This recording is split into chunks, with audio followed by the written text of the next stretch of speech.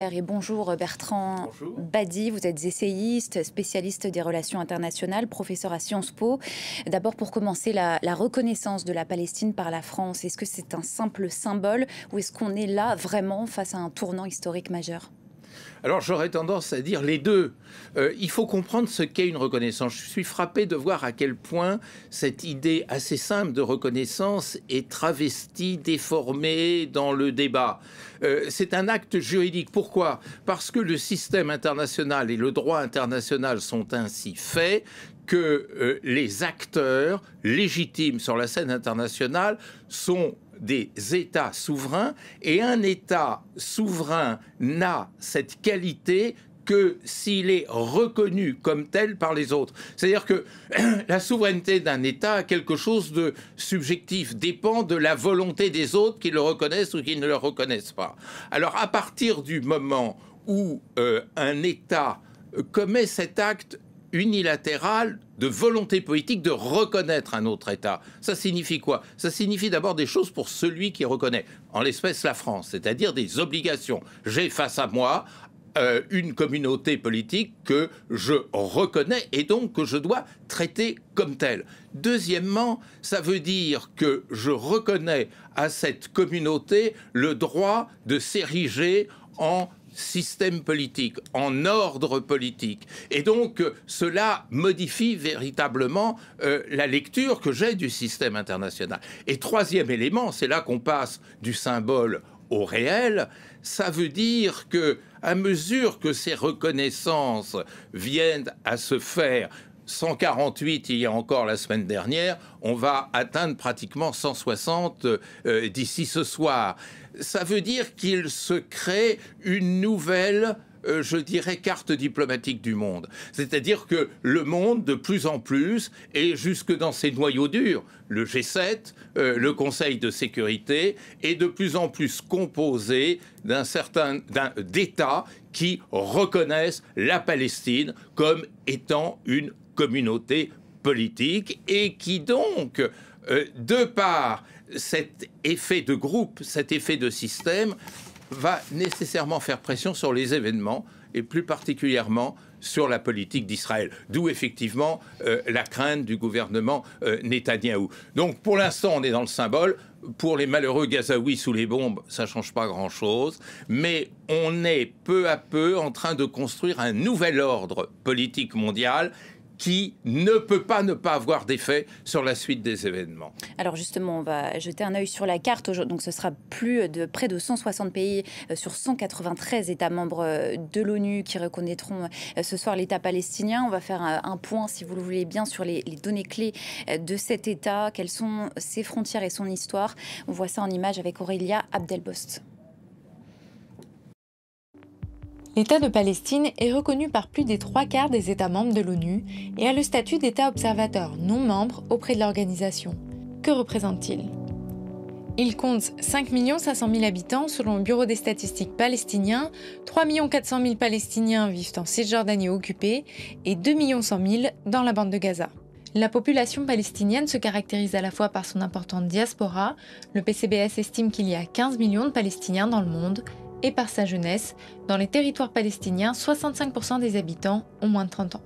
Jérusalem-Est est la capitale revendiquée de ce territoire formé de 2 entités, la bande de Gaza et la Cisjordanie, divisée en 3 zones depuis les accords d'Oslo II en 1995. La zone A sous autorité palestinienne, la zone B sous autonomie palestinienne partielle et la zone C qui devait faire l'objet de négociations en vue d'un transfert progressif vers les Palestiniens, mais qui reste contrôlé par Israël. Les territoires palestiniens sont réduits progressivement par l'expansion des colonies israéliennes. Israël a approuvé, en août 2025, un projet clé de construction de 3 400 logements en Cisjordanie occupée, ce qui couperait le territoire palestinien en deux. Et l'organisation non gouvernementale israélienne Peace Now a décompté 141 colonies israéliennes en Cisjordanie au 26 novembre 2024. En parallèle, le développement d'avant-postes illégaux des colonies sauvages implantées sans l'autorisation du gouvernement israélien s'intensifie, 32 en 2023 et 61 en 2025 selon Peace Now. Autant de facteurs qui rendent plus compliquée la mise en place d'un État palestinien viable. La reconnaissance de l'État de Palestine reste ainsi avant tout symbolique. Les pays qui le reconnaissent le font surtout pour afficher leur soutien à la solution à deux États.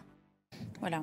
On reviendra un peu plus tard sur le morcellement de cet État palestinien et ses conséquences. Mais d'abord, un mot sur le calendrier. Le geste d'Emmanuel Macron, il concrétise une promesse qui avait été faite par François Mitterrand il y a plus de 40 ans, réitérée par ses successeurs, mais jamais honorée. Finalement, il aura fallu attendre ce point-là, ces images insoutenables de Gaza ravagées par la guerre et par les bombardements israéliens pour que la France, justement, reconnaisse un État palestinien. Comment est-ce que vous analysez ce calendrier? Pourquoi maintenant?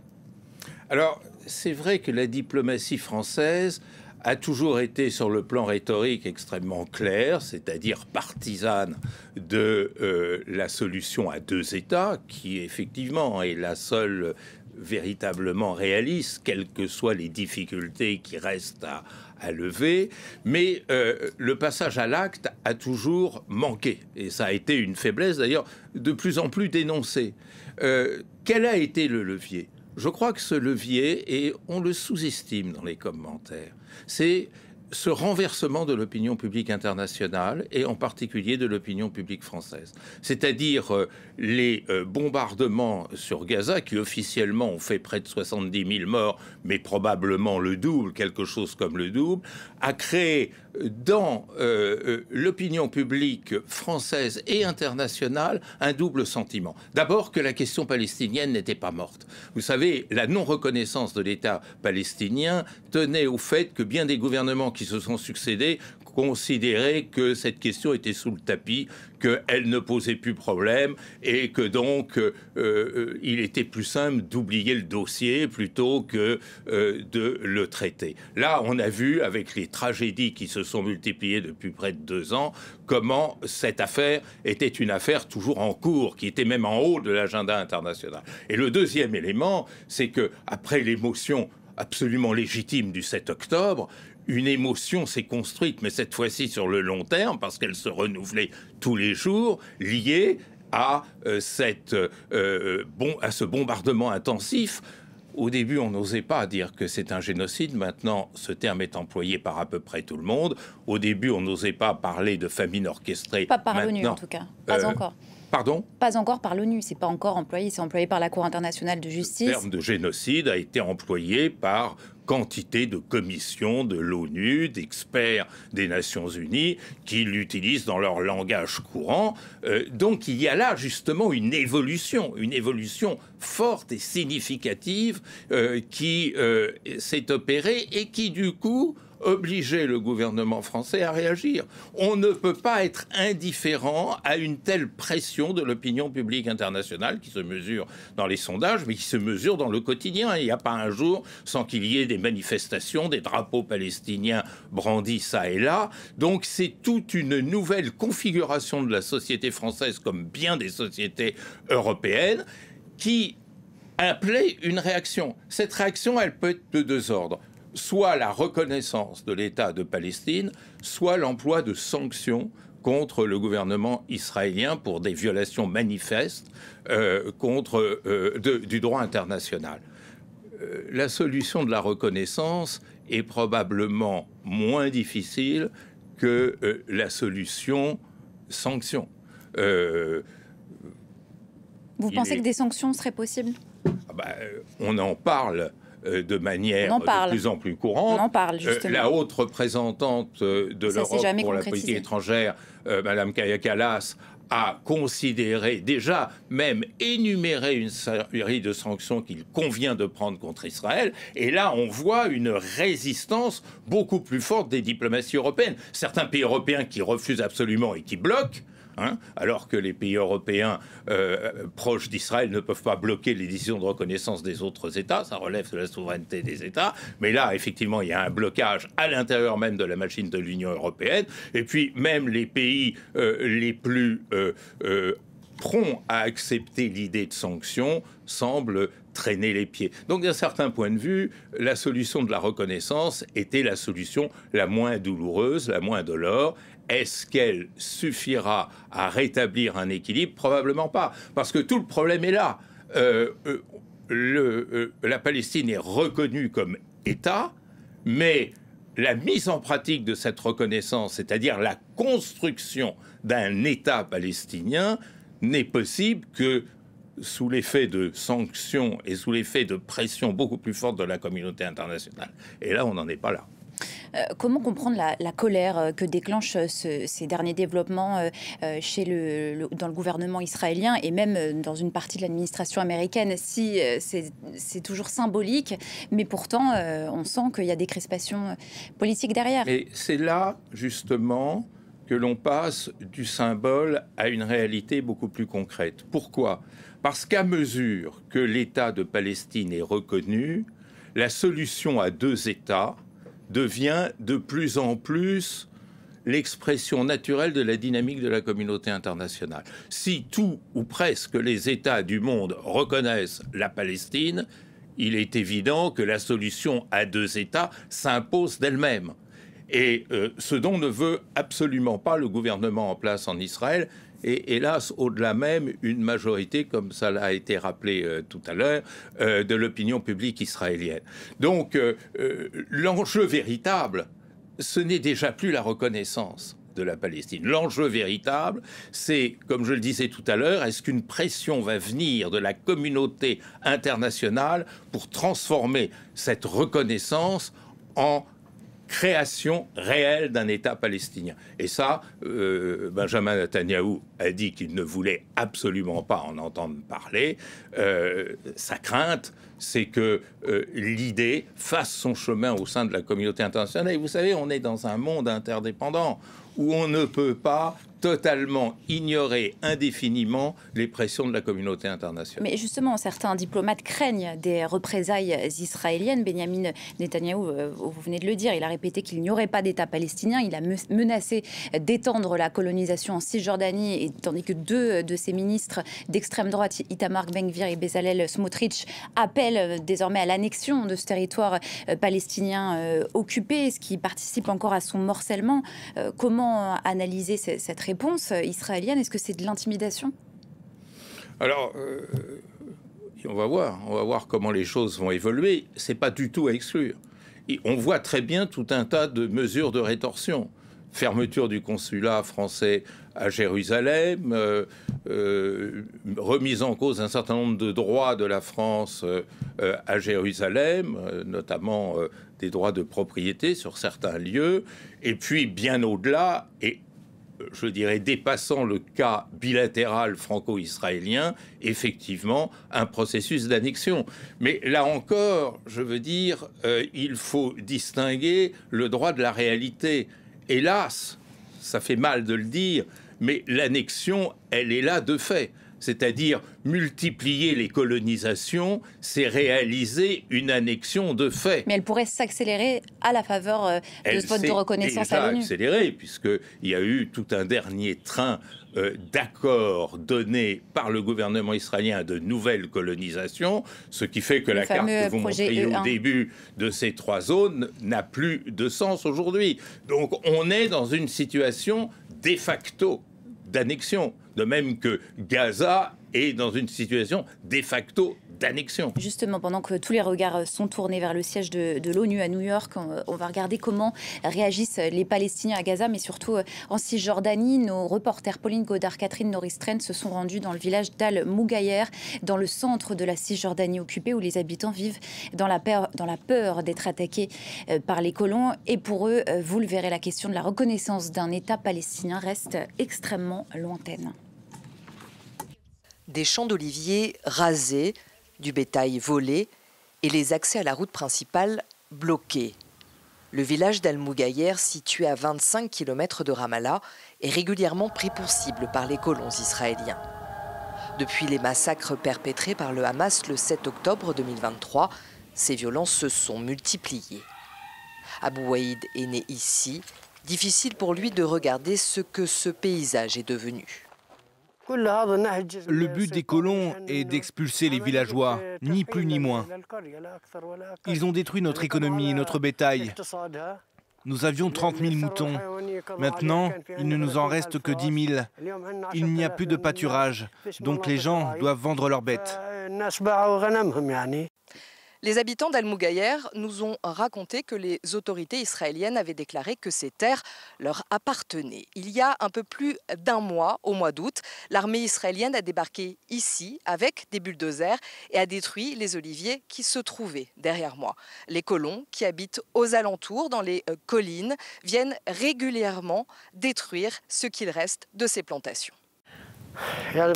Quand les villageois sont arrivés ici et ont vu ce qui s'était passé, beaucoup d'entre eux, surtout les femmes, se sont mis à pleurer. C'était leur source de revenus. Nos enfants étaient habitués à venir ici, à jouer sous les arbres. On n'avait pas planté ces oliviers. Nos ancêtres l'avaient fait. Selon les autorités israéliennes, ces actions menées par l'armée sont une réponse aux violences commises par les Palestiniens. Depuis le 7 octobre 2023, le mouvement des jeunes colons israéliens radicaux appelé Jeunes des collines s'est installé à plusieurs endroits autour du village. Les colons viennent de là-haut, ils sont en train de nous surveiller maintenant. Ne pensez pas qu'ils ne nous voient pas. Emad a plusieurs fois été attaqué ces 5 dernières années par des colons. Gravement blessé à de nombreuses reprises, il a tout perdu. J'aurais préféré qu'ils me tuent, plutôt que d'être harcelés continuellement. Ils sont en train de nous tuer à petit feu. Ils ont brûlé ma maison alors que mes enfants étaient dedans. Grâce à Dieu, ils n'ont pas été blessés. Ils m'ont volé 120 moutons. Il y avait plus de 50 colons. Je me suis approché d'eux pour récupérer mes moutons parce que je prends soin d'eux comme je prends soin de mes enfants.